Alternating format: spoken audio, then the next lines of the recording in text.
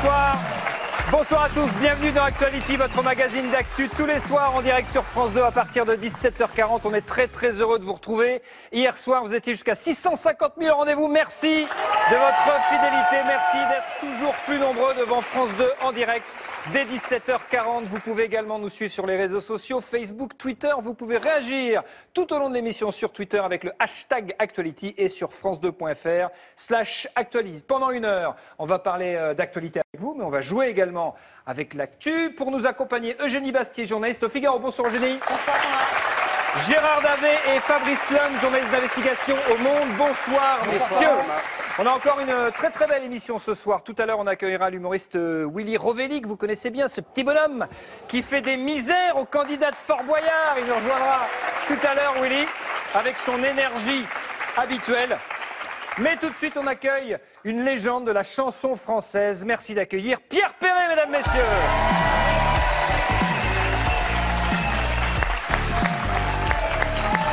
Bonjour Pierre. Bonsoir, ça va bien? Installez-vous. Le toujours jeune, le toujours rayonnant, le toujours en forme Pierre Perret, merci mille fois d'avoir accepté notre invitation ce soir. Vous allez nous parler de votre grande passion, le vin, à l'occasion de la sortie de cet ouvrage. Ma vie en vin, c'est absolument merveilleux, c'est un bijou. Mais votre vie, c'est aussi pour nous tous la chanson Pierre Perret, c'est ça? Ouvrez la cage aux oiseaux. Tout le monde chante. Regardez s'envoler ces beaux. C'est ça. Merci papa, merci maman. Ça? On la trouvait plutôt jolie, Lily. Ah oui, je pense. Elle arrivait des Somalie, Lily, dans un bateau plein d'émigrés qui venaient tous de leur plein gré vider les poubelles à Paris. Et c'est ça aussi. Eh oui. Pierre Perret, mesdames, messieurs. Alors ce qui est formidable avec vous, Pierre, c'est que dès qu'on vous voit, dès qu'on vous entend chanter, on a le sourire. On est heureux. C'est gentil. C'est quand même merveilleux d'arriver et de distribuer comme ça, gratos, du bonheur pour tout le monde. C'est pour ça que quand on me demande pourquoi je continue à chanter, c'est plus moi qui fais le boulot, c'est un boulot de feignant. Toute la salle chante. Toute la salle comme ça. Vous allez nous accompagner tout au long de l'émission. Ce soir, mon cher Pierre Perret, je vous propose de commencer cette émission par les personnalités mystères du jour. Elles sont deux aujourd'hui. Alors, le principe est très simple. Il faut découvrir qui sont les personnalités qui se cachent sur ces photos. Vous pouvez jouer chez vous, vous pouvez jouer dans le public. Vous avez 30 secondes, Gérard, Fabrice, Eugénie, Pierre, bien sûr, pour me poser des questions. J'y réponds simplement par oui ou par non. Ce sont deux personnes dans l'actu. Aujourd'hui, Pierre, allez-y, attention, top départ. Est-elle politique? Non. Ah. C'est un couple? C'est un couple. C'est deux femmes? Non. Un couple à la ville et à l'écran? Réponds par oui ou par non. Oui, il a pas Donc c'est difficile. Un couple à la Alors. ville? Un couple à la ville, non. C'est Hollande et Sarko? Non, c'est pas Hollande et Sarko. C'est pas du tout un couple d'ailleurs. Ça fait 30 secondes maintenant. Vous gardez votre idée chez vous. On y reviendra un petit peu plus tard dans l'émission pour découvrir ces personnalités mystères du jour. Que s'est-il passé dans l'actu ces dernières 24 heures? On remet les pendules à l'heure avec l'horloge d'Actuality de Leslie Benzaken. Allons-y.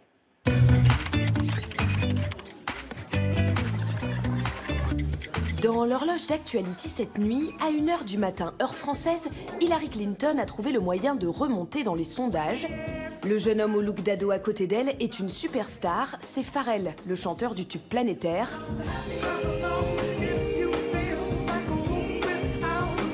Happy, c'est 900 millions de vues. Et quand une star américaine soutient une politique américaine, ça donne ça. Je suis là parce que je crois qu'elle va se battre pour nous. Pas vous? Le chanteur de 43 ans réussira-t-il à convaincre les indécis? Réponse dans 4 jours. Le jour se lève et à partir de 7h30 dans les matinales... Vous avez regardé le débat hier soir, j'imagine, de la primaire? Vous avez regardé le deuxième débat de la primaire de la droite hier soir? Dans les studios de radio, au micro, il y avait une Nathalie Kosciusko-Morizet pas très réveillée. De l'intérieur, vous avez vécu ce débat comment? Pas bien. Non, c'est curieux comme question. Et un Jean-François Copé bien plus au taquet. Je vous ai trouvé Mais alors, décontracté comme jamais. Je me sens en fait au fond de moi prêt. Sans blague. À 8h15, on apprend que le Bataclan rouvre ses portes le 12 novembre avec le chanteur Sting. Le lendemain, le 13 novembre, les Eagles of Death Metal seront aux côtés des rescapés pour une cérémonie d'hommage. L'heure tourne jusqu'à 15h et sur le site de Gala, on est tombé sur un petit bijou. L'agression de Kim Kardashian à Paris sera bientôt adaptée au cinéma par sa propre mère. Comme on dit, il n'y a pas de petit profit, surtout qu'il faut renflouer les caisses. Kim s'était fait voler 10 millions d'euros de bijoux. Voilà, c'est terminé pour aujourd'hui et n'oubliez pas, quand l'actualité vous échappe, l'horloge d'Actuality la rattrape. L'horloge d'Actuality tous les soirs. Kim Kardashian, vous allez aller voir le film sur tout ce qui s'est passé quand même, mon cher Pierre. Ah bah oui, parce qu'il faut les soutenir, ces pauvres gens. Oui, quand même, c'est important. L'image du jour, mon cher Pierre Perret, c'est ça, regardez, il s'agit du haut de la Spire London, ici, là, sur le grand écran, regardez bien ça. Un nouveau gratte-ciel qui est en train d'être construit en ce moment à Londres, une tour qui semble rendre hommage, quelque part, à l'un de vos titres les plus célèbres, mon cher Pierre Perret. J'ai une petite question quand même pour vous. À quoi étaient censées ressembler les 3 sections de ce bâtiment? Ressembler à des voiles marines, à des pétales de fleurs, à Rocco Siffredi, à votre avis? À votre avis, Pierre? Des pétales de fleurs, des voiles marines? Oh, des pétales de fleurs. À des pétales de fleurs, vérifions cela. C'est une bonne réponse de Pierre Perret. On peut y voir effectivement des pétales de fleurs. Je vois pas ce que vous voyez. Pardon? Moi, je vois pas de quoi vous parlez. Vous voyez pas de quoi on parle, Julie Bastier? Elle est mignonne, elle est très gentille. Dans l'actualité aujourd'hui, on a beaucoup parlé donc du deuxième débat de la primaire de la droite et du centre qui avait lieu hier soir. Distancé dans les sondages, Nicolas Sarkozy a-t-il encore une chance d'être de nouveau président? De son côté, François Hollande, plombé par son image, pourra-t-il se représenter? La réponse se trouve peut-être dans ces 2 livres.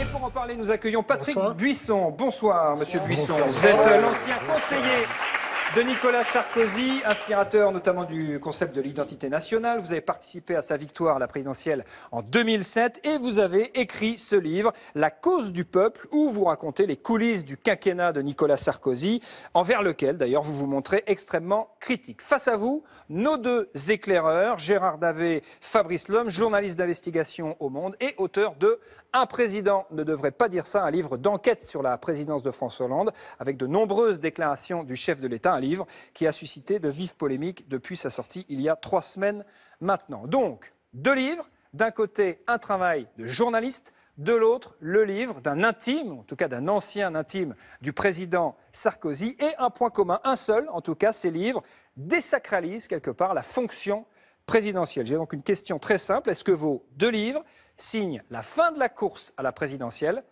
et pour François Hollande, et pour Nicolas Sarkozy, Patrick Buisson? Bien, moi, je voudrais préciser une chose, c'est que si le livre de mes confrères est un livre d'auto-enregistrement, le mien n'est pas un livre d'enregistrement, contrairement à ce qu'on a prétendu. C'est un livre, effectivement, d'analyse où j'essaye de prendre la mesure de ce qui s'est passé. Nous sommes dans une télédémocratie. La télédémocratie, c'est quoi? C'est un régime où l'identité narrative de celui qui parle, ce qu'on appelle le storytelling, le grand récit que fait le président, est plus importante que l'identité réelle. La question des présidents aujourd'hui, c'est pas que dois-je faire, c'est que dois-je dire. Et sous cette impérieuse nécessité, on a vu évoluer la conception de la fonction. Et pour l'un et pour l'autre, on s'est rendu compte que l'urgence de dire les dispensait en quelque sorte de l'obligation de faire. Et c'est bien le problème. Le problème, c'est celui du bilan. Quand on arrive à la fin du mandat, du quinquennat, qu'est-ce qu'on dit aux électeurs? Eh bien, on essaie de construire un grand récit qui habille en fait le vide. Gérard Davet. Alors nous, le but, ce n'était pas de désacraliser la fonction, ni de déstabiliser le président Hollande. Le but, c'était de faire un travail journalistique, dont être au cœur du pouvoir, de raconter de l'intérieur comment se passaient les choses.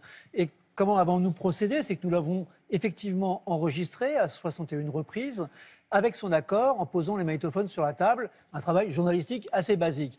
Patrick Buisson a fait différemment. Patrick Buisson, on le sait dorénavant, vous avez un enregistreur sur vous, je crois, et qui enregistrait les propos. C'est pas ça? Si, qui enregistrait les propos de M. Sarkozy sans qu'il soit d'accord. Moi, j'avais une autre fonction. Je ne me suis Vous pas étiez laissé... historien, c'est ce que vous dites Voilà. dans le livre. Non, Voilà. mais j'avais la C'est ce que fonction dans le livre. qui était de Mais vous fournir l'avez les enregistré éléments de à son langage insu, et de hein. répondre à la question qu'est-ce que je dois mais vous l'avez dire. enregistré à son insu, on est d'accord? Oui, tout à fait d'accord. Voilà. Donc, vous avez pratiqué l'auto-enregistrement, c'est bien. En quelque sorte, vous êtes laissé instrumentaliser par le président de la République. Non, on a fait un travail de journaliste. C'est-à-dire qu'on l'a interrogé, Mm-hmm. il a répondu, mais pour donner des bonnes déclarations, nous avons tenu compte de ce qu'il nous avait dit de manière extrêmement claire. Donc c'est très différent. Mais cela étant, les deux livres sont très différents aussi en cela, c'est que le vôtre, que nous avons soigneusement lu, bien sûr, ressemble aussi à une déception amoureuse, à une sorte de règlement de compte. Mais alors justement, sur ce plan, Fabrice il y a une chose qui est frappante et un peu surprenante à la lecture du livre, c'est qu'on a l'impression que vous avez mis plus de 5 ans, presque 10, pour vous apercevoir de qui était Nicolas Sarkozy. C'est-à-dire que vous le décrivez, c'est un réquisitoire contre lui, il a à peu près tous les défauts du monde à vous lire, c'est un type qui est, j'allais dire, invertébré politiquement, qui n'a pas vraiment d'idées, qui obéit à la doxa médiatique, mais pourquoi vous a-t-il fallu autant de temps pour vous en apercevoir? Je pense que vous êtes excessif et que vous avez mal lu le livre. D'abord, le verbatim. C'est bien pire. Les verbatim représentent à peu près 3-4% du livre. Je ne parle pas des verbatim. C'est tout à fait accessoire. Non, mais sur le jugement analyse. global, il y a effectivement une séduction qui est passée par l'extraordinaire énergie de l'homme, sa capacité à porter des idées et à transgresser la doxa, comme vous dites, c'est-à-dire l'opinion dominante. Cette séduction, bien, je l'ai subie et je reconnais que l'homme avait des qualités et des capacités que n'avaient pas dans la classe politique ses concurrents à l'époque. Il y a eu un immense élan en 2007, il y a eu une espérance. On voit bien que l'offre politique aujourd'hui ne suscite aucun enthousiasme. Quand vous dites gauche, que vous avez subi la séduction de Nicolas Sarkozy, qu'est-ce que ça veut dire exactement? Mais parce que c'est un homme qui a une capacité d'entraînement extraordinaire. Mais le problème, c'est que les qualités nécessaires pour conquérir le pouvoir en France, c'est-à-dire être élu président de la République, ne sont pas les mêmes que celles qui sont requises pour l'exercer. On le voit d'ailleurs avec François Hollande, on peut être d'excellents candidats et d'exécrables présidents. Vous savez, le sentiment qu'on a en lisant le livre, c'est... Je te laisse la parole après, Eugénie. On a le sentiment que, pour vous, parce que le livre est assez brillant hein, en termes de raisonnement, de la façon de vous exprimer, c'est érudit, on a le sentiment que c'était une marionnette entre vos mains et que vous l'avez construit et que cette marionnette, finalement, elle vous a complètement déçu et échappé et que donc vous la détruisez dans ce livre. Je pense que Nicolas Sarkozy a un point de vue, une vision des choses totalement différente. C'est quelqu'un qui ne se laisse pas facilement manipuler, mais c'est quelqu'un qui, c'est vrai, est sensible, j'allais dire, à la construction de l'offre politique. Quel est le bon logiciel électoral? C'est la question que se posent tous les politiques. Qu'est-ce qui marche? Qu'est-ce qui peut marcher? Qu'est-ce qui peut me faire élire? À partir du moment où il a la conviction que cette idée d'insécurité culturelle, c'est-à-dire de trouble identitaire que ressentent les Français, qu'est-ce que nous allons devenir? Notre habitus, notre environnement, ce qui nous entoure, est-ce que ça va demeurer? Était la question politique centrale, il y a trouvé à la fois une réponse politique et une réponse stratégique. Le problème, c'est que pour lui, les idées ne sont que le levier de ses ambitions. Et lorsqu'il change de stratégie, il change d'idée. Ce qui est intéressant dans ces deux livres, c'est que ça raconte donc, les 10 dernières années en France de pouvoir. Et je trouve que le point commun entre ces deux livres, c'est l'impuissance. En fait, ce sont deux livres sur l'impuissance politique et comment les promesses ne sont pas tenues. Et ce qui est très intéressant, vous disiez qu'il y avait un décalage entre le dire et le faire, mais il y a un décalage aussi entre parole publique et parole privée. Et vous, quand on lit votre livre, on s'aperçoit que Sarkozy parle comme un homme de droite, mais il est un homme de gauche, alors que quand on lit le livre de mes deux confrères, on s'aperçoit que Hollande parle comme un homme de gauche, mais qu'il est un homme de droite. Et il dit en privé des choses sur l'identité, sur l'insécurité. On comprend qu'il sait très bien ce qui se passe dans le pays, mais qu'il parle différemment. Et c'est très intéressant de voir ce décalage complet entre le privé et le public, et finalement cette impuissance des politiques. Mais Patrick Buisson, au-delà de ça, au-delà de ce que vient de dire brillamment Eugénie Bastier, quel était votre objectif en écrivant ce livre? Est-ce que vous vouliez mettre fin à la carrière politique de Nicolas Sarkozy? Absolument pas. Ça n'existe que dans la tête des politiques. Un livre ne tue pas. Oui. Un livre cristallise un moment. Il est un révélateur, un amplificateur. Il n'est jamais la cause première. Si aujourd'hui Sarkozy et Hollande se retrouvent dans la situation qu'ils connaissent, c'est-à-dire en grande difficulté, c'est parce que le crédit politique, leur crédit politique était fortement entamé avant l'apparition de ces livres. Les livres n'ont fait que cristalliser ce qui était dans l'air du temps et faire en sorte que les gens se disent, effectivement, ils n'ont pas le gabarit de la fonction, ils n'étaient pas taillés pour incarner la fonction. Mais ce n'est jamais une arme létale, un livre. On va quand même écouter la réaction de Nicolas Sarkozy, qui avait appris, visiblement en même temps que la France entière, qu'il avait été enregistré par vos soins. Et regardez cette réaction, c'était le 21 septembre 2014, c'était sur le plateau du JT de 20h de France 2. Vous savez, dans ma vie, j'en ai connu des trahisons, de tous les plans, mais comme celle-là, rarement. Rarement. expert. Votre réaction? Oui, c'est un expert qui parle. Un expert en trahison? Oui, en matière de trahison, je crois qu'il devrait faire montre de plus de modestie. Quelle trahison? Ce fichier m'a été volé. Je ne l'ai pas publié, je ne l'ai pas rendu public. C'est le fait de l'avoir enregistré à son insu. J'avais une mission. Pour accomplir ma mission, j'ai jugé que c'était le moyen le meilleur pour le servir, c'est-à-dire fournir les éléments de langage qu'il demandait 3 fois ou 4 fois par jour. Je ne voulais pas associer d'autres collaborateurs ou des collaborateurs. Si vous aviez une mission et que cette mission était claire pour l'un et l'autre, vous savez très bien. Pourquoi vous n'avez pas mis les enregistreurs sur la table, tout simplement? Sur la table ou un magnétophone, les gens parlent différemment. C'est-à-dire non, l'authenticité de l'échange. Oui, mais François Hollande a jugé qu'il était bon pour lui, qu'un livre paraisse à l'automne. Non, c'est nous qui avons décidé. On le sait mieux que vous. Nous avions décidé à l'avance de publier ce livre à cette date. Il a jugé que c'était bon pour lui. De nous parler. Voilà.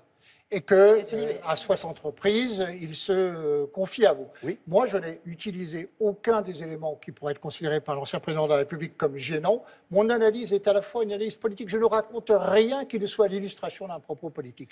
Et pour le reste, effectivement, qui n'a pas connu de l'intérieur la pression considérable qu'est dans l'exercice du pouvoir, la fonction de conseiller, ne peut pas comprendre. Mais vous dites que votre livre est un livre d'analyse politique, il l'est incontestablement, mais on a quand même le sentiment que c'est d'abord une vengeance. C'est-à-dire que vous l'avez fait uniquement parce que ce qu'on a vu, Sarkozy vous a renié. Votre démarche, c'est d'abord une vengeance, ce n'est pas une démarche politique. Pas du tout. Il y a le moment, il y a l'opportunité pour faire paraître un livre, vous le savez bien. On choisit le moment où on est le mieux entendu, on écrit pour être lu. J'ai jugé effectivement qu'au moment du débat de la droite, c'est un livre d'idées, une contribution au débat d'idées à droite, c'était effectivement le moment de faire part de mon expérience, qui est la confrontation d'un homme qui était jusqu'à présent versé sur le plan théorique, mais n'avait pas l'expérience du pouvoir.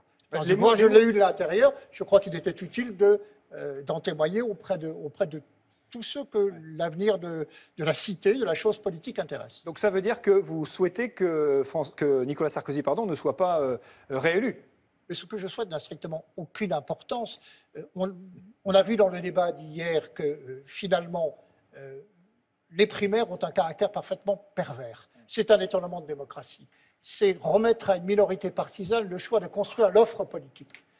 Et ceux qui l'ont conçu ou ceux qui sont montés dans le train en marche, finalement l'ont fait pour instrumentaliser et construire cette offre politique. On aurait pu avoir, si les primaires avaient été au terme de ce que souhaitaient les deux principaux concurrents, Hollande et Sarkozy comme candidats désignés par les primaires. Au moment où 4 Français sur 5 disent on ne veut pas de ces deux-là. Mais vous voyez à quel point le système est pervers. On va poser, s'il vous plaît, une question quand même à Pierre Perret, qui regarde très attentivement et qui écoute très attentivement cet échange. Là, je m'adresse non pas à l'artiste, mais aux citoyens. Quel regard vous portez sur ce qui vient d'être dit et sur le travail de Fabrice Lhomme et de Gérard Davet et sur le livre de M. Buisson? Je respecte toutes les opinions et chacun peut penser ce qu'il veut de l'autre. La seule chose, en l'occurrence, que je regrette par rapport au livre de mon voisin, pas par rapport au livre, par rapport la manière peut-être au procédé auquel vous avez eu recours. Ne pas mettre un micro sur la table, pour moi, ça avait quand même un parfum d'une certaine trahison. Vous avez vos raisons, certes. Non, mais attendez, ce jugement moral est parfaitement déplacé, surtout à la télévision, où les 3/4 des journalistes passent leur temps à utiliser des micros cachés, des micros... Il y avait même une émission qui s'appelait Les Infiltrés sur France 2, dont le principe était... On n'a pas la même vérité du propos des échanges quand on sait qu'on a enregistré. Oui, mais mon propos n'était pas de... confiance. Mais non, mais de me servir de ces enregistrements contre Nicolas Sarkozy. La preuve, c'est qu'au moment où intervient ce scandale, tous les conseillers du président ont fait un livre. Tous. Oui. Benamou. Oui. Parce qu'il n'y en a qu'un qui n'a pas écrit. C'est moi. Mais j'ai deux questions par rapport à ça. J'étais dans une relation de loyauté totale. La preuve, c'est que j'étais l'un des derniers, sinon le dernier à me battre. Mais j'ai deux questions, monsieur, par rapport à ça. La première, c'est... Dans ce livre, il y a effectivement quelques verbatim, à côté de raisonnements théoriques, et quelques verbatim. Mais ces verbatim, on voit bien qu'ils sont tirés de conversations, donc des enregistrements. Non, pas du tout. Vous les avez encore, ces enregistrements? Non, pas du tout. Vous les avez encore, ces enregistrements? La plupart des enregistrements ont été détruits au fur et à mesure que je n'en avais plus utilité. Malheureusement, il y en a un ou deux qui ont effectivement été dérobés. Pour le reste, ces verbatim ne sont pas du tout le produit des enregistrements. C'est les propos les plus mémorables. J'avais pas besoin Alors justement, d'enregistreur pour dans les ces retenir. propos, il y en a un qui vous dites, par exemple, que Sarkozy vous a dit. Alors d'abord, il dit tous les deux, toi et moi, Patrick, on est des mauvais garçons. Donc ça, c'est une première Oui, chose. alors aussi, Est-ce que vous on êtes un mauvais reprend garçon? La plupart des enregistrements, des conversations dont je fais état dans ce livre, procèdent d'échanges téléphoniques. Et D'accord. nullement de réunions. Que vous à n'enregistriez caractère- pas pour l'occasion. Deuxièmement, il vous dit à un moment donné, et c'est là que je rejoins Fabrice, vous le rendez quand même ridicule, Sarkozy. Hein, vous dites à un moment donné, et voici ce qu'il me dit, je veux mourir riche. C'est quand même terrible comme phrase. Hein. Et moi, qui passe mon temps avec Fabrice, dans Le Monde en ce moment, en particulier, à raconter un petit peu le système qui est votre Nicolas Sarkozy, ce système, vous avez mis 6 ans à vous en rendre compte, vous en faisiez partie, vous avez été mis en examen pour ça. Vous avez gagné de l'argent grâce à ça, avec les sondages de l'Élysée, où vous avez touché plus de 3 millions d'euros. Beaucoup moins que le coiffeur de M. François Oui, mais Hollande. 3 millions d'euros quand même. Parce que moi, c'était sans facture. Et avant, Donc, je vais ce vous dire, système, vous pour en le avez public, profité. je vais vous dire comment ça se passait sous Mitterrand et Chirac. Il y avait des fonds secrets. Il y avait des communicants qui l'ont raconté dans un livre qui s'appelle Sondage privé, Oui. Jean-Marc Lège, qui puisaient dans les fonds secrets des valises de billets que leur remettaient les présidents de la République et donc étaient payés sans déclaration fiscale, sans facture. Moi, on m'a demandé de faire ce travail, j'ai demandé de payer sans facture. Voilà mon crime, c'est la raison pour laquelle je me trouve devant un juge d'instruction. C'est vrai, je dois me repentir de cela. On a fait un progrès dans la transparence, je suis le premier à respecter l'esprit de la loi au moins, et je suis le premier à le payer, et à le payer lourdement. Patrick Buisson, Je gagne pour ma vie en conclure. tant que conseiller, c'est mon métier. Pourquoi vous êtes Patrick journaliste, Buisson. vous admettez de recevoir un salaire à la fin du mois. Patrick Buisson, pour conclure, est-ce qu'à votre avis, Nicolas Sarkozy a encore une chance de redevenir président de la République? Non. Non, il n'en a pas, parce que je pense que les Français sont à la recherche de quelqu'un qui incarne le service de l'État, du bien commun, et que ni Hollande, ni Ni Sarkozy, Hollande, ni Nicolas En Sarkozy. 2009, vous avez ça. choisi Sarkozy en disant que c'était le moins pire. Aujourd'hui, c'est qui le moins pire? À vous lire, on a l'impression que Marine Le Pen est trop à gauche. Qui est le moins, Est-ce qui est que- le, est-ce qui est le que moins c'est exact pire ou pas aujourd'hui pour vous? Cette facilité n'est pas digne d'un journaliste. Non, mais c'est la réalité. Non, pas du C'est la tout. réalité. Non, Pas le du tout. contenu Je pense du livre que est Marine plus Le que Pen, l'extrême droite. Je ne partage absolument pas ses idées. C'est Je ce que je disais, regrette. oui. Non, je regrette tout à fait ce genre de propos parce qu'il n'élève pas le débat. Sur le fond, moi, je n'ai pas de choix. Il n'y a pas de candidat. Les problèmes qui se posent à la France sont tellement importants que je pense que l'élection de 2017 est un coup à blanc. Ça sera un coup pour rien. Quel que soit l'élu, il n'aura pas les moyens de rassembler le pays pour faire face au péril, à l'exigence qui devrait être aujourd'hui au cœur de la problématique politique. Il y en a deux. Réinstituer le peuple français comme sujet politique, le référendum. Une démocratie Vous pensez que le référendaire. peuple a toujours raison? Oh oui, on ne peut pas réformer en tout cas ces pays sans l'assentiment des Français. Le socle de la légitimité, il y en a deux. C'est l'expression de la volonté populaire, le suffrage universel et le service rendu à la collectivité. Mais ça, tout le monde est d'accord. ça, c'est des non, généralités. tout le monde est d'accord. Tout le monde est Ah, d'accord oui. pour éviter le peuple. Concrètement. Tout le monde évite. Non, mais les On veut positionnements. éviter Mais le vous savez bien que référendum. si vous demandez au Oui. peuple s'il Le est débat pour ou pourrait contre la peine continuer de mort, très il va vous dire longtemps oui. encore. C'est vrai que, et deuxièmement, l'autre urgence, c'est effectivement une politique de redistribution de l'argent public qui soit juste et non pas inique comme elle l'est aujourd'hui. Ces deux thèmes Merci, ne sont Patrick portés Buisson. par aucun candidat aujourd'hui. Merci beaucoup Patrick Buisson. Merci d'avoir accepté notre invitation. Je rappelle le titre de votre livre, La cause du peuple, édité chez Perrin. Et puis le livre de Gérard Davé et Fabrice Lhomme, ce travail de journaliste. Un président ne devrait pas dire ça, les secrets d'un quinquennat, édité chez Stock. Merci à vous. Merci d'avoir été avec nous. Cher Pierre, vous êtes ici pour toute autre chose. Vous êtes ici pour nous présenter, nous parler de ce livre, Ma vie en vin. C'est un ouvrage où vous nous racontez votre passion du vin, une passion commune d'ailleurs, puisque moi aussi ça m'intéresse beaucoup. Vous aimez ce vin que vous aimez partager avec vos amis, avec votre famille, et vous racontez tout au long de ce livre des anecdotes succulentes de ces bonnes bouteilles, de ces moments passés avec Lino Ventura, avec Serge Gainsbourg, avec Jean Carmet, avec Michel Audiard, et j'en passe. J'aurais rêvé avoir votre vie, mon cher Pierre Perret. Finalement, le vin, pour vous, c'est une histoire de rencontre. Voilà ce que c'est. C'est un partage. C'est certain, on ne boit pas une bouteille de vin tout seul en se disant... Il n'y a aucun plaisir à ça. D'ailleurs, quand je suis tout seul et que je m'enferme dans des périodes d'écriture, je ne dois pas boire un verre de vin dans la journée. Alors, bon. Mais en revanche, quand je suis avec des copains qui partagent ça, et aussi bien un vin modeste, parce qu'il y a beaucoup de vins modestes qui sont très bons en France, et il y a des vignerons partout qui en font, et avec des bouteilles très abordables. Et puis, on peut s'arrêter après, ça n'en finit plus avec il n'y a le pas Margaux, que le des vins Latour, le modestes, Pétrus, d'ailleurs. tout ce que vous Vous voulez. avez eu la bien chance sûr. de boire des crus extraordinaires, Vous avez une la cave Romanée incroyable, Conti, entre autres, ou ce Richebourg 47 et 49 que vous dégustez à Cannes Sylvestre en mangeant des sardines à l'huile et un bout de camembert. Ça, c'est quand même le paradis, quoi. C'est vrai, parce qu'on était tellement fauchés à l'époque où je faisais les boîtes. Et Anne aussi chantait avec moi à la Colombe, par exemple. Et alors, tous les deux, on était aussi fauchés l'un que l'autre, bien sûr. Mais elle avait un grand-père, en revanche, qui était un bourguignon et qui avait sa cave privée en Seine-et-Marne, là, où il n'allait jamais, d'ailleurs. Heureusement pour nous. Et vous aviez la clé. On allait là, et elle avait les clés de ça, Anne. Et elle sortait comme il dit, des Richebourg 60, 61, enfin des vins extraordinaires. Et comme on n'avait rien à becter et qu'on ne pouvait rien se payer, ben, quand on avait réussi à acheter une boîte de sardines, on était vachement contents. C'était Byzance avec un Richebourg. Le vin, c'est aussi une histoire de maturation. Est-ce qu'un amateur de bon vin se bonifie avec le temps, comme le vin lui-même? Ben, je le pense. En tout cas, vous, oui, hein, visiblement. C'est la vin conserve. Le bon vin est maintien en pleine forme. Oui, parce que, je le répète encore, et c'est pas pour la consigne que vous avez de dire sans arrêt... Vous ne buvez pas constamment, mais vous buvez je bois pas pour constamment, le plaisir, avec discernement. Voilà, Discernement, c'est le bon oui, terme. avec discernement, parce que...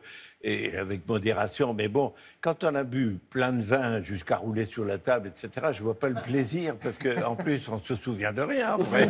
On ne se souvient pas des excellents trucs qu'on a pu boire. Ça vaut pas le coup, et on a mal au chou, oui. Pierre, qu'est-ce qui vous saoule le plus vite, le vin ou les hommes, finalement? Oh putain, les deuxièmes. Les deuxièmes. Pierre Perret est avec nous. Alors, Pierre, vous célébrez vos 60 ans de carrière. Et à vos débuts, vous avez croisé la route de l'un des plus célèbres des chanteurs à texte, c'est Georges Brassens. On va donc jouer au Il a pas dit ça quand même de Georges Brassens. Allons-y.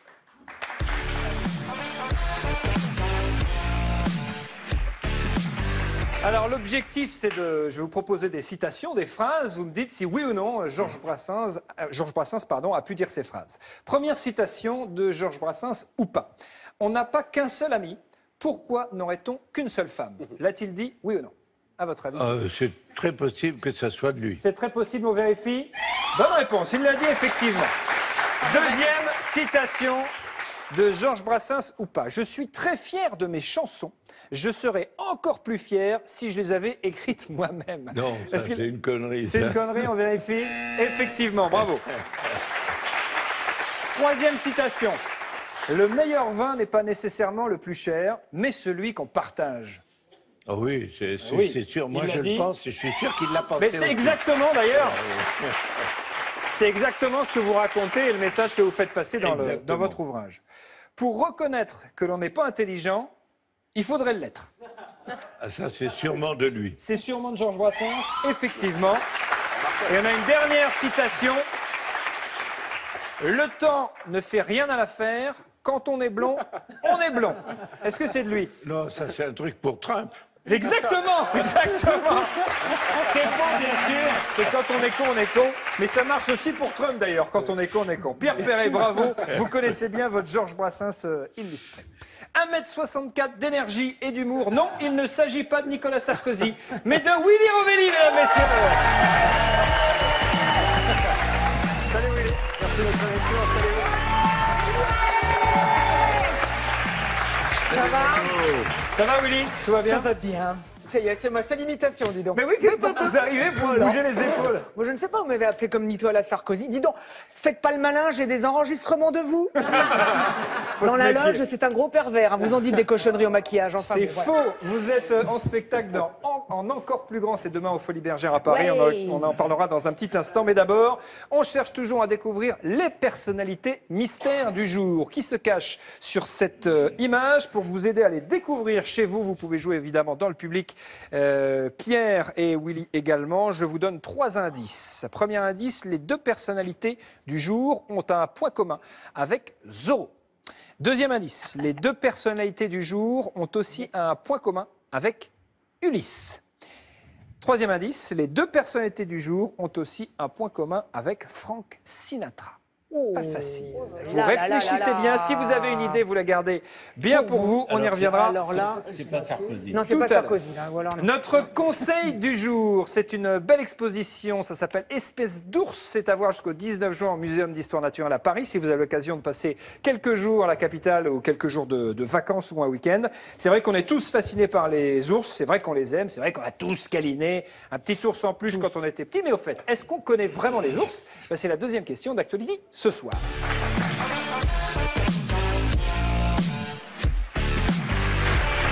Pour en parler, Eugénie Bastier, journaliste au Figaro Magazine, spécialiste des questions de société, mais spécialiste des ours. Oui, je suis, également. J'ai je suis découvert ça. oursologue désormais. Oursologue. Vous aimez les ours et vous avez d'ailleurs un coup de gueule à pousser Ouais, pour j'ai un coup de commencer. gueule, c'est scandaleux. Thomas, savez-vous que les ours sont très maltraités, notamment en Chine, puisqu'il y a un ours qui s'appelle Pizza Meila, qui a été surnommé l'ours le plus triste du monde et qui est enfermé comme ça dans une cage réfrigérée dans un centre commercial au milieu de boutiques en Chine. Dans un centre commercial. Et là, il a un pauvre petit glaçon et regardez-le comme il a l'air triste. Et C'est c'est vraiment terrible. ignoble. Et donc cette vidéo a suscité la fureur des internautes qui ont fait une pétition à travers le monde entier qui a recueilli 700 000 signatures, mais en vain. Il y a même un zoo qui s'est proposé Combien de signatures 700 000. Alors 700 000, ben, la pétition, tiens, on va la mettre sur le compte Twitter d'Actuality, Vous la hashtag signez Actuality, sur france2.fr/Actuality, et puis sur notre page Facebook. Vous la signez, on va essayer de faire sortir Parce ce que petit pour ours. le moment, les autorités chinoises ne veulent pas le libérer. Il y a même un zoo qui a... Oui, Revélie. c'est immonde, alors C'est qu'on immonde. pourrait en faire un joli manteau. C'est vrai, c'est vrai. Est-ce qu'il y a... est-ce Mais il qu'il y a- serait peut-être plus heureux comme ça. Hein. Bon, alors ça c'était pour le coup de gueule. Il faut absolument libérer Pizza Melia. Voilà. Est-ce qu'il reste beaucoup d'ours en France, tiens? Eh ben alors, en France, figurez-vous que le dernier ours des Pyrénées a été tué en 2004. Il s'appelait Cannelle. Oui. Et on a mis fin comme ça. C'est un chasseur qui a mis fin à une lignée de 100 000 ans. Puisqu'il y avait depuis 100 000 ans des ours Il n'y dans a les Pyrénées. plus aucun ours Plus un an. en Eh bien, liberté on en a en réintroduit. France. Non, mais on en a réintroduit de manière D'accord. artificielle, qui venait pas de France. On a réintroduit d'ailleurs. De Slovénie, exactement. Et donc aujourd'hui, il y a 29 ours comme ça, qui ont été réintroduits petit à petit et qui vivent dans les Pyrénées qui se baladent comme ça. Et est-ce qu'ils sont dangereux, ces ours? Ils sont dangereux. Les bergers vous diraient qu'ils les aiment pas trop, puisqu'ils tuent environ 140 bêtes par an. Ouais. Des petits moutons, des petites chèvres, des choses comme ça. Ils détruisent des ruches aussi pour manger du miel. Ouais. Mais ils ont tendance à faire de moins en moins de dégâts. Ils deviennent de plus en plus raisonnables. Pierre Perret, vous connaissez les ours aussi? Je trouve ça, ce qu'on vient de voir là, c'est vraiment dégueulasse. brise le cœur. Et il faut vraiment, allez-y, donnez-vous voix parce que Bien c'est sûr. possible. Alors, Gisèle, vous connaissez les ours également. Vous avez même écrit une chanson sur les ours, ça s'appelle Les ours heureux. On écoute. Oui, c'est vrai. Un petit ours dans la montagne, marcher derrière sa compagne, se dirigeait vers un homme. Vous faites très bien l'ours, Willy Revelli. Ah, mais je vais me faire un spectacle d'imitation, là, parce que là, on vient d'écrire. Le jeu absolument et les petites papates de l'ours. Alors, ce hein, qui y a pas était de- marrant dans la chanson, c'est la chute, parce que je racontais une petite saga, mais au bout de 3 minutes, je disais, de toute façon, le plus important, c'est que les ours se suivent, mais ne se ressemblent pas. Très bien, très bien. Pourquoi c'est si important pour l'homme? Si vous voulez, l'ours, c'est un animal universel. Oui. On le retrouve partout, depuis les grottes préhistoriques jusqu'au berceau des nouveau-nés, désormais, où il y a les fameux ours en peluche. Oui. Et l'ours a été longtemps vénéré comme le roi des animaux en Europe. Il était sacré, on le prenait même pour un dieu. Il incarnait la puissance, la virilité. On buvait son sang, on se mettait sa peau sur ses épaules. Enfin, il était vraiment très très classe, quoi. Il était au top des animaux. Ouais. Et puis, bam, il a connu une décadence, Et la pourquoi chute, ça à cause de l'Église catholique, figurez-vous, qui a diabolisé l'ours. En faisant le diable, Saint-Augustin disait le diable c'est l'ours. Et finalement, on a diabolisé l'ours et on en a fait un animal. On l'a diabolisé et on l'a ridiculisé en même temps. On en a fait un animal glouton, paresseux. On a mis des montreurs d'ours qui le montraient, qui est en train de dresser des ours, qui a levé les pattes comme ça, alors que c'était un animal très majestueux. C'était le roi des animaux. Il a été supplanté par le lion, qui est devenu, dans les Fables de La Fontaine, etc., le roi des animaux, parce que le lion était dans la Bible, alors que l'ours n'y est pas.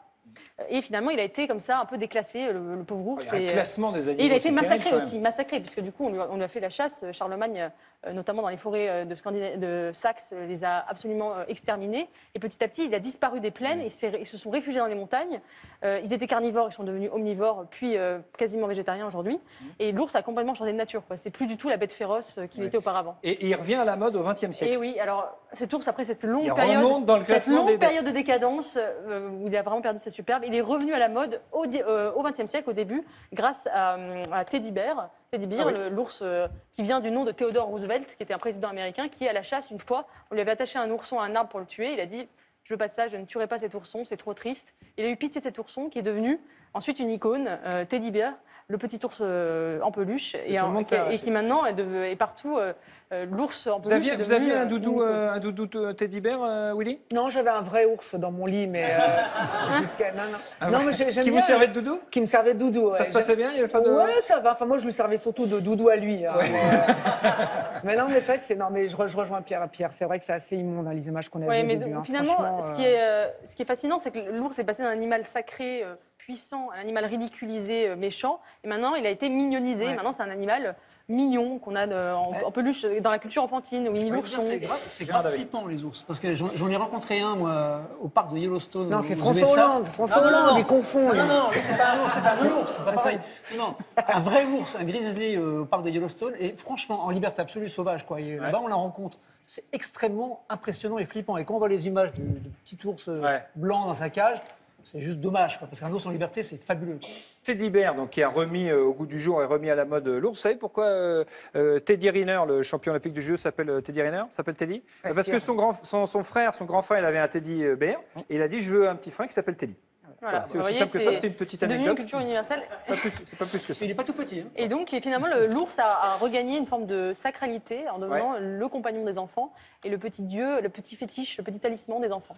Compagnon des enfants. On se souvient tous de ces images, en tout cas les plus vieux d'entre nous. Les plus jeunes ne s'en souviennent certainement pas. À tout à l'heure. Hein. non, je disais les plus vieux. Moi, j'ai connu ça aussi, je me rassure, mon cher Pierre. C'était Nounours de Bonne Nuit les Petits, souvenez-vous.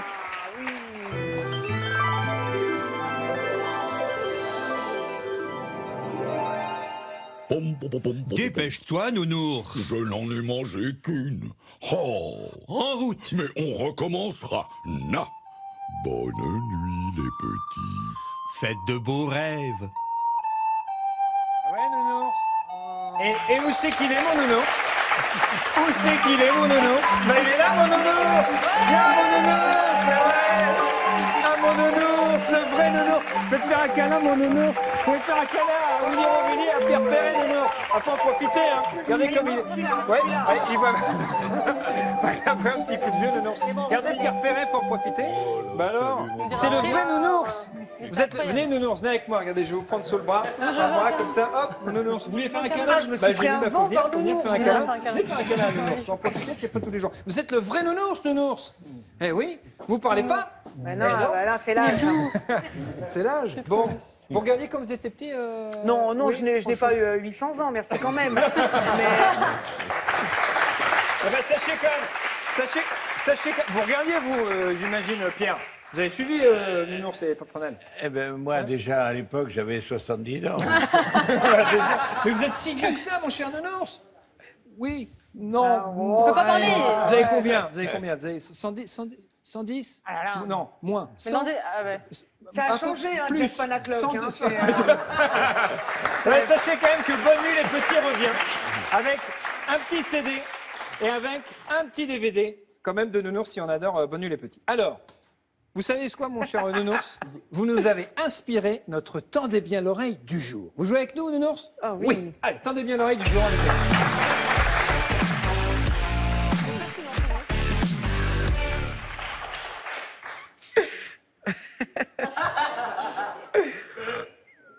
C'est n'importe quoi. Hein.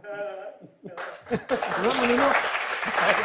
Alors, le Tendez bien l'oreille, je vous passe quelques extraits, Pierre, Willy, ce sont des chansons ou des titres de chansons qui portent un animal, le nom d'un animal dans l'extrait. Attention, premier extrait, Willy, Pierre, vous pouvez jouer évidemment dans le public. Attention, c'est parti.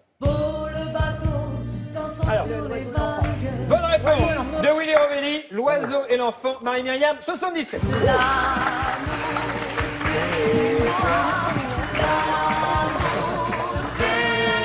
Très bien, bravo Willy Rovelli. Attention, deuxième extrait. L'aigle noir. L'aigle noir, ouais, Barbara, 70. C'est pas pour les enfants. Vous aimez Barbara Nounours? Bien sûr. Bravo. Attention, troisième extrait. Le lion est mort ce soir. Le lion est mort ce soir. Willy Rovelli, il est fort. Henri Salvador, 1962 de Nounours. Ah oui. Lui, c'est Lucky Luke. Il est fort. Il va très J'adore très les vite. blind tests. Hop.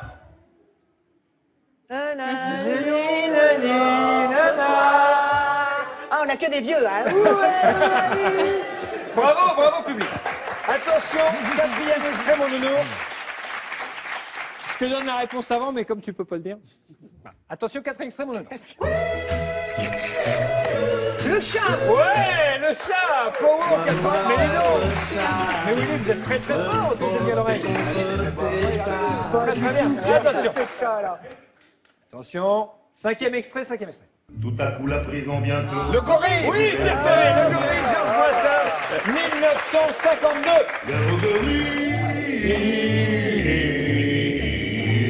Bravo, Pierre Perret, Willy Rovelli et Nounours. Merci Nounours. Bonne nuit les petits. Bonne nuit les petits. Et il y a même un livre aussi de Bonne nuit les petits. Au revoir mon nounours. On le raccompagne avec la musique. Salut mon nounours, je te fais un bisou. Parce que t'es mon nounours. Chérie, je t'aime beaucoup. Au revoir nounours. On dit au revoir nounours. C'est le vrai nounours.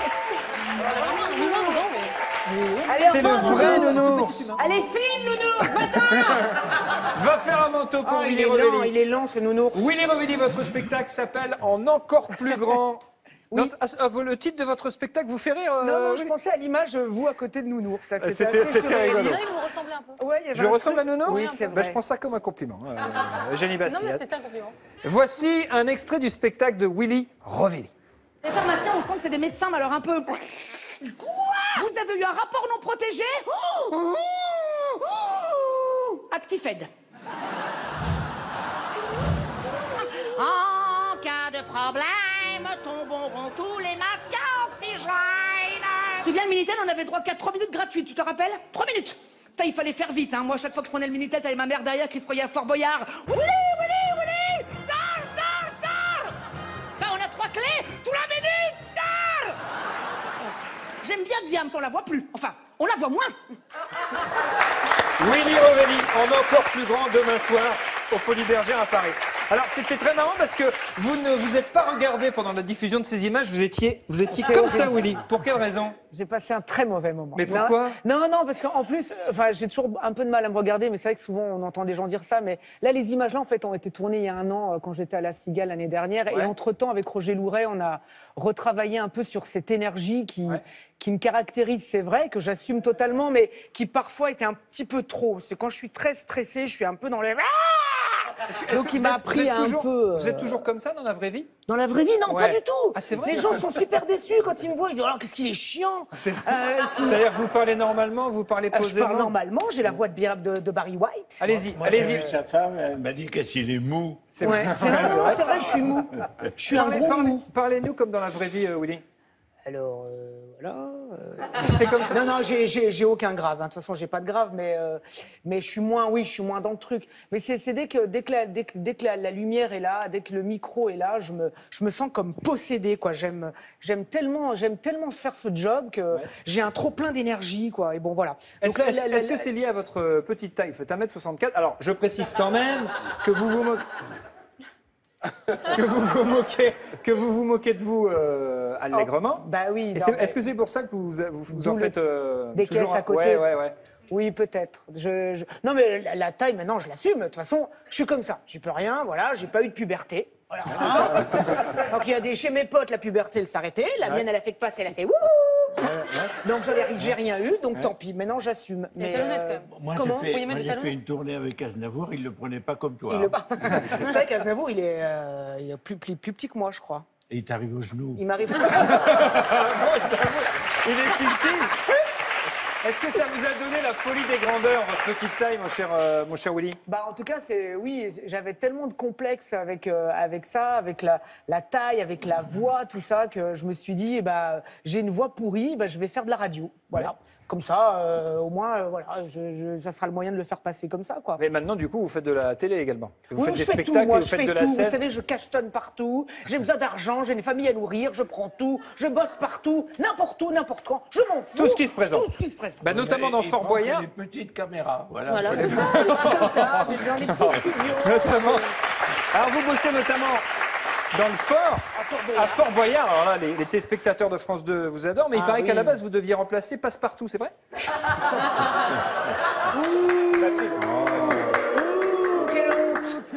Oui, mais tu sais que mon rôle de cuisinier, au début, devait m'appeler Passe-moi le sel quand même. C'est pas vrai. Je vous jure que c'est vrai. Hein. Comme quoi, vous voyez. Bon. Est-ce que tout ce qui est petit est mignon?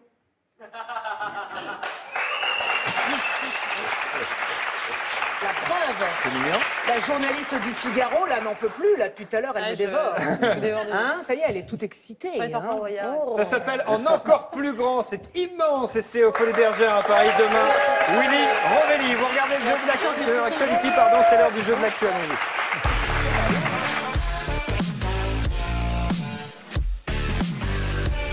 Est-ce que vous suivez l'actualité, mon cher Willy? La réponse est oui, puisque vous êtes chaque matin sur Europe 1, notamment. Pierre Perret, vous suivez l'actu ou pas fort? Pas plus que ça, Ça je m'arrive, pense. ça m'arrive. Ça vous arrive quand même? Alors, j'ai Bah, quelques pour questions écrire à vous des poser. chansons, il vaut mieux que tu sois au parfum de l'actualité. Un minimum, c'est pas faux. Ben oui. On l'a appris.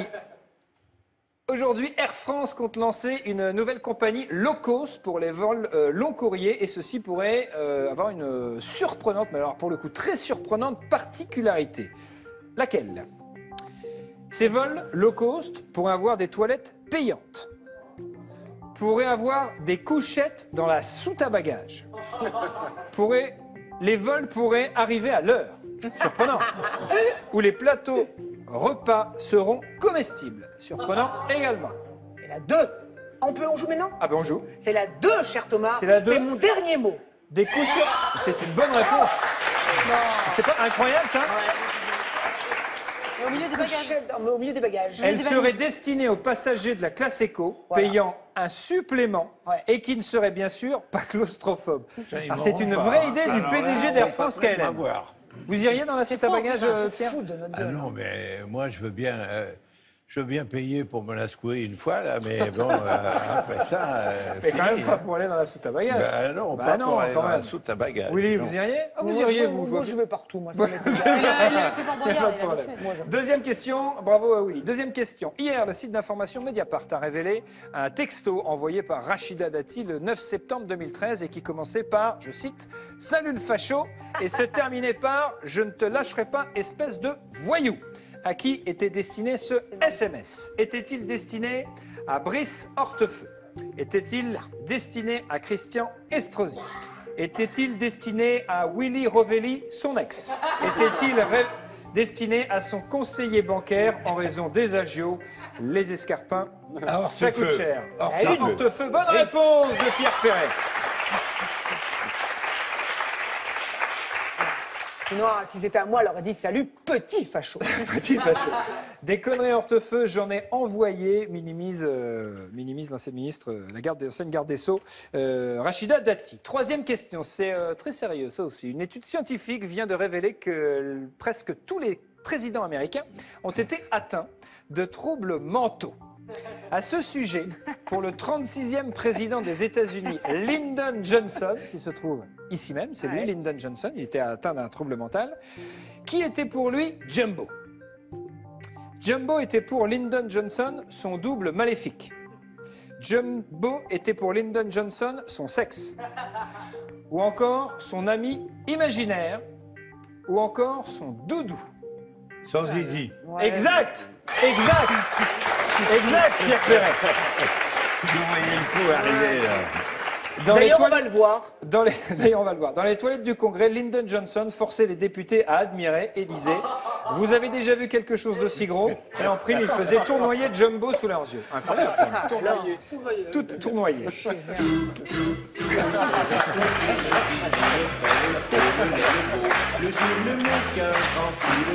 Les Américains connaissent les grands tubes de Pierre Perret. Quatrième question. On a appris aujourd'hui que l'OMS, l'Organisation mondiale de la santé, aurait l'intention de revoir le concept d'infertilité et les études qu'il concerne. Dans cette optique, les célibataires seraient maintenant considérés comme des handicapés, comme des donneurs potentiels, seraient considérés comme des héros ou comme des pestiférés. Pas facile. Absurde et pas facile. Le A, des handicapés.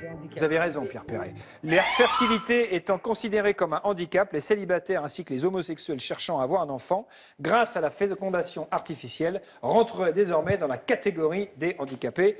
Décision de l'Organisation mondiale de la santé. Plutôt intention. Nous, on ne sera jamais. On a le temps rapidement de la dernière question, allons-y rapidement. La maison de vente aux enchères américaine Heritage Auction proposera à la vente à partir de 225 000 € l'une des plus vieilles reliques de l'histoire de l'humanité. Mais de quoi s'agit-il? S'agit-il d'un os de Lucie, l'Australopithèque, que l'on connaît tous? S'agit-il d'une tablette des 10 commandements? S'agit-il des essais de la première télé de Michel Drucker? S'agit-il du texte du zizi de Pierre Perret? J'ai bien dit du texte du zizi de Pierre Perret. Pierrot, allez-vous là? Je vous appelle Pierrot, j'ai l'impression que vous êtes mon ami. Pierre, pardon, excusez-moi. Comme je ne m'appelle pas Gaston, il vaut mieux m'appeler Pierrot. Ouais, c'est vrai. Est-ce que vous avez une idée? La B, non? B ou C?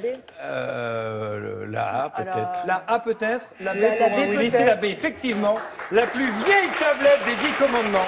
Cette pièce de marbre d'une cinquantaine de kilos remonterait entre moins 500 et moins 300 avant Jésus-Christ. Bravo Willy, bravo, mon cher Pierre, et bravo à tous. On cherche depuis le début de l'émission à découvrir ensemble avec Pierre, avec Willy, avec vous-même chez vous, avec vous-même ici sur le plateau d'actualité, qui sont les personnalités de l'actualité qui se cachent sur cette photo. Pierre Perret, vous avez une idée? Et pas forcément d'idée. Oui, est-ce que vous avez une idée? Si vous avez une idée? C'est David Pujadas et Léa Salamé. Non, ce n'est pas David Pujadas, c'est Léa Salamé. On va vous aider avec ce rébut. Ce rébut. Ce rébut. C'est Cyril. Ouais. Cyril plus. Cyril, comment il s'appelle? Cyril au carré. Cyril Ferraud. Oui. Ferraud Rocher. Ferraud de la Vega. Ah, La c'est les deux qui réponse se a été séparent. donnée dans le public. On va vérifier. Ferraud de Las Vegas. Les frérots de la Vega. Qui se séparent. Qui se séparent. Oh, mais quelle terrible Qu'est-ce que c'est que cette nouvelle. histoire? Oh. Incroyable. Ça veut dire 2 carrières en solo. Hein. Ça veut dire 2 carrières en solo. Alors, leur amitié n'est pas en question, apparemment, mais ça correspond avant tout à un choix de carrière. Dernier concert des Frérots de la Vega le 10 juin bien à fait de Bordeaux. bosser tout Frérots de seul. la Vega, c'était ça notamment. Ah ouais, on aimait bien. On aimait bien, mais c'est fini. Voilà pourquoi on bosse tout seul. Bravo, c'était la personnalité du jour. Bravo Willy, bravo Pierre, bravo à vous. Chez vous. Le message de Mathieu Madénian et de Thomas VDB. voilà, Ils ont testé cette semaine un casque de réalité virtuelle après le salon Paris Games Week. C'était le salon du jeu vidéo. Madénian VDB. Lundi dernier s'est achevé la Paris Games Week, le salon du jeu vidéo et de la réalité virtuelle. Et c'est vrai que de nos jours, la réalité virtuelle prend de plus en plus de place dans notre société. Bouge pas, mon gars! Bouge pas, je te dis direct, sinon t'en as mort. Même nos hommes politiques sont allés tester la réalité virtuelle, Dupont-Aignan, Montebourg, et heureusement qu'ils ont la réalité virtuelle pour se croire à l'Élysée, sinon il n'y aurait pas moyen. Ce qui est...